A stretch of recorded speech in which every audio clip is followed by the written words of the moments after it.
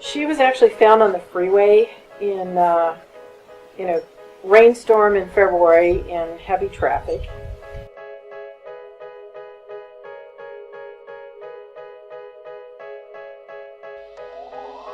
Somebody called, an animal control came out and picked her up.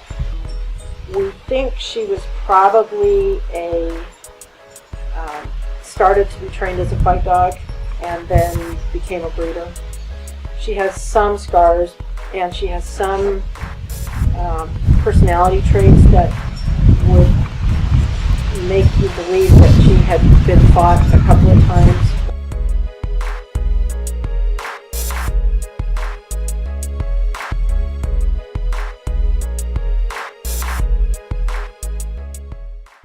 Got a whole bunch of dogs and lots of cute little puppies, and she'd been there long enough and nobody was interested in her adopting. So I brought her home.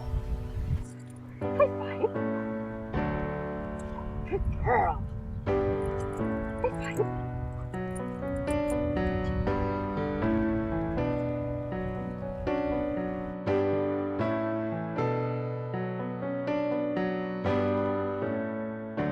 My best organization has been Operation Freedom Paws, Mary Cortani.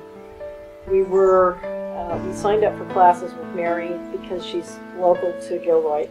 We had been driving up to Berkeley every week to attend the classes with Dad Rap, and I just thought, it might be good for her to be around other types of dogs because their classes at that time were all pit bull.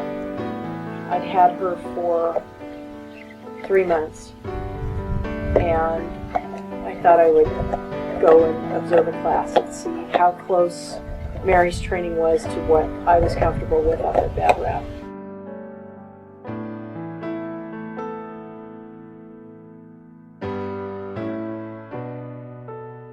She's training as a service dog to be a peanut alert dog for me. I have a really severe allergy, and she has an amazing nose. Tell me.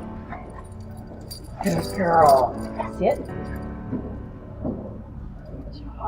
When I put her vest on her and she's working, she knows. It's different, she's very proud. She has these dark brown eyes that just look right into your soul. She's very empathetic.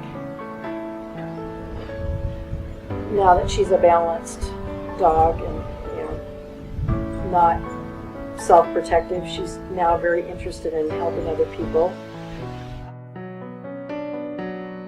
In classes, she's very interested in the new dogs that are struggling with the dog interactions.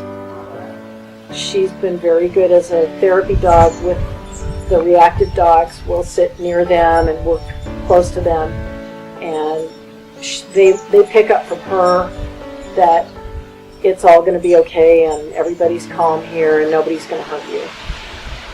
It doesn't matter what kind of dog you have. It doesn't matter what your issues are. It doesn't matter if you're there to obedience train your dog or if you're there with a service dog. There is a tremendous amount of support from everybody.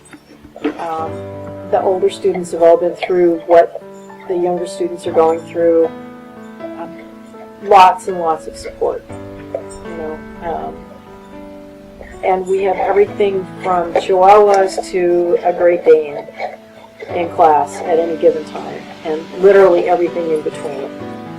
For service dogs, there's no charge for training or anything else associated with the program, but part of what helps pay for that is our clients that are paying tuition to obedience train their pets, and having that interaction between people who are not veterans and people who are veterans, I think is very helpful for the veterans.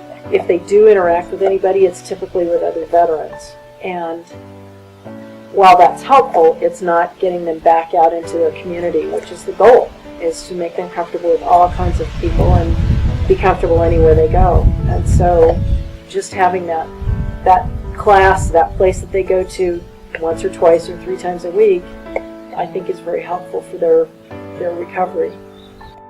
to think and react, you have to stop, right? I mean, I feel. If people could recognize that pit bulls are just dogs, just like German Shepherds or Rottweilers or Dobies or any other dog that's been through their rough patch.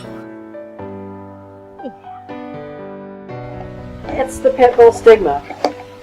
And what we can do, it's like being a woman in management.